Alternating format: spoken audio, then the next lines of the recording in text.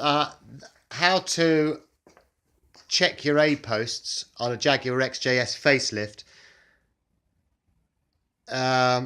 for rust, because apparently the area down the A-post here can rust because water goes from the roof down the channel behind here, down the A-post, works its way along here, and I'm not sure whether it then ends up dropping over the top of the front wing or carries on down and leaves the front wing at the front. But either way, they can rust around here.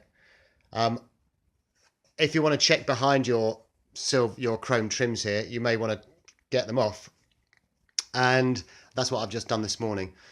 I had the windscreen removed, but it did appear that the windscreen could be removed without taking these chrome trims off, or you can take the chrome trims off without removing the windscreen. The door seal, first of all, is held in to a channel here that's held in by a dozen screws around the edge. Once you pull the door seal out, it'll expose this channel here, which has got little grooves in it to hold the door seal. It's not glued to that. It's merely a question of pulling on the door seal, and it seems as if it's quite easy to get it back in as well. You're just fitting it between these two channels and it plugs in place. But once you've taken the door seal off, you can then take the screws out from this door seal holder, let's call it. It was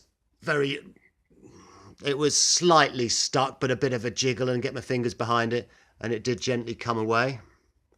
You can see it's got a kind of foam pad on the back, which may or may not have had some adhesive on there before. But anyway, that came away pretty easily.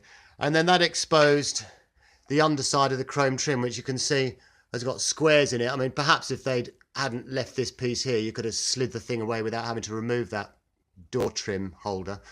But with the squares here, you do need to remove the door, not the door trim, the door seal holder carrier, because the screws from the carrier go through these squares into little plugs like that the other side.